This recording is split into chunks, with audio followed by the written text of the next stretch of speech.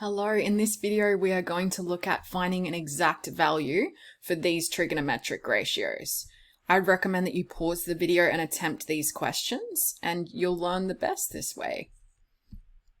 So with trigonometric ratios, we have two parts to our answer. In the previous videos, we've looked at finding the sign of the answer, so whether it's positive or negative. In this video, we're going to look at finding the value. And you'll also need to add the sign to your answer at the end too. Don't forget that. Have you seen these triangles before? These two triangles are the exact ratios triangles, which are really going to help us out. And they'll be given on your formula sheet for the exam. So just make sure you're familiar with them. So one triangle has two angles of 45 degrees and two equal sides. And the other triangle has 60 and 30 degrees angles, and we've got some different sides there. Now it says find an exact value for each of the following: tan 60 degrees and cos 45. Now I'm just going to quickly draw up where would tan 60 lie on the unit circle. So 60 degrees lies here. Right. And I might just make a little note to myself about this thing. Now, is tan positive or negative in this first quadrant? It is going to be positive. So I'm just going to make a note there so I don't forget later. And then you're going to use these exact ratios triangles to find what tan 60 is. Which triangle do you reckon applies to this problem? All right. You're looking for which triangle has an angle of 60. Well, I can see the second triangle does. So I'm just going to put like a little thing like that around the 60. And then I know that tan theta is opposite over adjacent. Opposite side the angle and adjacent, which means next to the angle. And I'm just going to substitute it in. The opposite side was √3 and the adjacent was 1. Whoops. So tan theta is √3. And I put up here, I put my positive sign because of the all stations 2 central thing. So I'm just going to write √3. And I don't really need to write the positive there. Just make sure it's not negative. And again, we've got cos 45. So I'm going to just draw the unit circle or the Cartesian plane again and see which quadrant 45 would lie in. I should have probably done this before. You can label the degrees like that. 45 lies there. Okay, all stations 2 central. In that first quadrant, all signs are positive. I'm just going to make a note next to it. And then I am going to look at how can I find the value. So remember, we have two parts to our answer: the sign, which we just did, and now we are just going to find the value using the trigonometric little thingies. Okay. So let me just delete all of that. Ah! Okay. Looking here, we've got an angle of 45. So which of these two triangles will help us out? We're looking for which has 45 degrees in it. Yes, it is the first one. So I'm just going to put around 45, and then I know cos 45. So I'm just going to make a little note that cos theta is adjacent over hypotenuse. Adjacent to this is next to, and the hypotenuse is opposite the right angled triangle. And I'll just substitute straight into my formula. Adjacent, 1 over hypotenuse, √2. 1 over √2. Now we are not done yet, actually, because when we have a square root sign on the denominator, a surd, we need to do a thing called rationalizing the denominator. So to rationalize, we are going to multiply by 1, which can be rewritten as √2 over √2. then we just multiply numerator by numerator, denominator by denominator. 1 times root 2 is just root 2.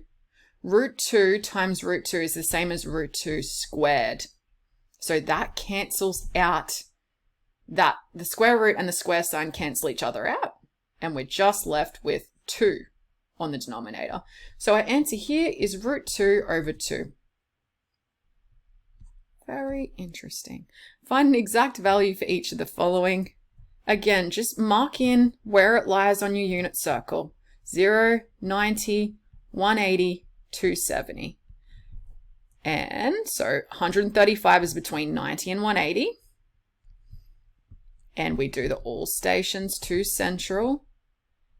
In this quadrant, cos is it negative or positive? Well, in the second quadrant, only sine is positive. So we're going to just make a note that your answer should be negative. Now we are going to find the value. All right, now it looks like, well, none of our triangles have 135 degrees in them, right? So we've got to find this corresponding little acute angle here, or the supplementary angle to 135. Now, how could I find that? Well, the full way around is 180. I'm going to find the acute angle by doing 180 take 135. 180 take 135. I could surely do it in my head, but I don't have the brain capacity anymore. So 45 degrees. And what do you know? One of our triangles has that corresponding 45 degrees in it, doesn't it? This first triangle. So it's all right. Now, what do? I look at it, and so I realize that cos 135 is the same as negative cos, is that where we're getting at? Yeah. Negative cos 45, because I had that negative answer. Now, cos theta is adjacent over hypotenuse. Looking at our triangle, adjacent is 1. Our hypotenuse, opposite the right angle, is root 2. 1 on root 2. And we need to rationalize that denominator, remember? If there's a square root sign left on there, you can rationalize the denominator. So 1 times root 2 is root 2. Root 2 squared is 2. Coming back up here, remember that negative sign. So it should be negative root 2 over 2. Since looking at this quadrant, cos is negative. Okay, I know it's a bit to get your head around. Maybe pause the video and have a break if you need. All right, don't get too overwhelmed. So 10, 120. Again, just draw your unit circle up. Draw your unit circle. And you've got 0, 90, 180, 270, 120 sits here. And we say all stations to central. In that second quadrant where the angle lies, 10, is it going to be positive or negative? In that second quadrant, it's going to be negative. So make a little note. Now the second part is we have to find a value. So we found the sign here, the SIGN. Now we've got to find a value. And it's an obtuse angle, it's 120. And none of these triangles have 120. But remember, you can find that little supplementary acute angle by taking away from 180, which gives us 60.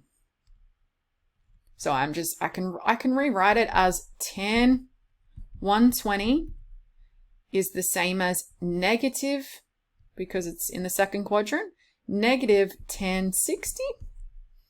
And let's use our little triangles, because we have a 60 degrees in there, which is great. But I also need to write out, okay, what does my tan ratio mean? Tan theta is opposite over adjacent. Our opposite for this triangle is root 3. and our adjacent is 1. So root 3 over 1, which is just the same as root 3. And then come back up here. We wrote our negative sign, so let's put our value next to it. So remember, always 2 parts to the answer. The sign of it, the SIGN, and the value, which you're going to find from these exact ratios triangles.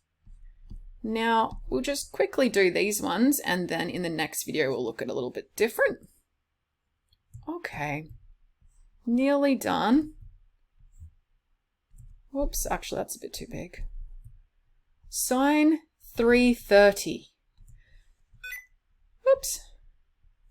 0, 90, 180, 270, 360. Think about which quadrant 330 would lie in. It's going to lie in this quadrant because it's between 270 and 360. And then I say all stations to central. In that 4th quadrant, is sine positive or negative? Well, only cos is positive in that 4th quadrant. So I'm just going to make a little note to myself that my answer should be negative. The next step is, okay, can I use my magic triangles yet? No, I cannot. 330 doesn't appear in any of them. But I can find its corresponding acute angle. What do you reckon? How would I find that acute angle? Well, you're usually looking for the reference along this axis, right? So you're going to be either subtracting from 180 or 360. This time, you've got the remaining angle. It's going to be taking away from 360. 360, take 330 is 30 degrees. And then what do you know? We have 30 degrees in this triangle, which is good. Then you need to think about, well, what does sine mean? Sine theta is opposite over hypotenuse. So put your little thing around the theta. It's sine 30 for that acute angle. Opposite over hypotenuse is opposite that right angle. So we are going to have 1 over 2. And that's all we've got.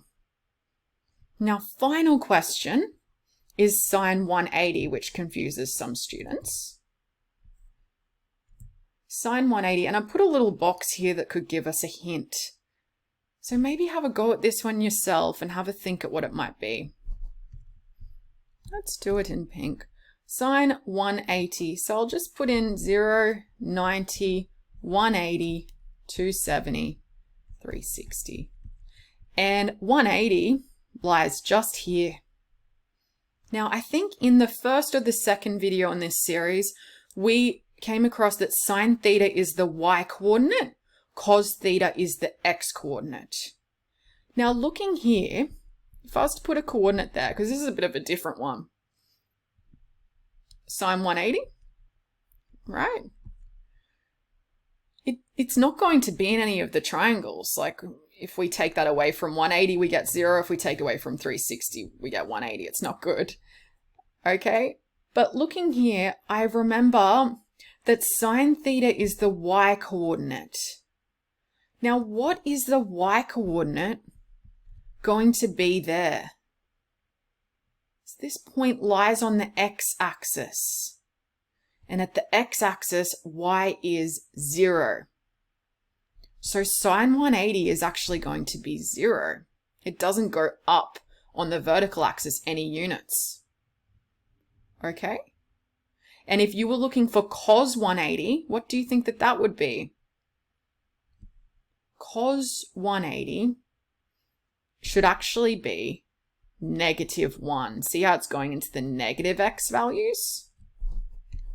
Yeah, so these are a bit different questions because it actually doesn't lie in any of the quadrants if it's at 180. It doesn't lie in the first, second, third, or fourth. So it's just a little bit confusing. But try it in your calculator. I'm going to put in sine 180. And in fact, it is 0. And if I put in cos 180, I'm hoping to get -1. And it is. So those are a bit different. So always have these in the back of your mind. Sine theta is the y coordinate. Cos theta is the x coordinate. and just sort of make your way from there. But in the next video, we're going to look at solving trigonometric equations. Okay, I will see you in that video.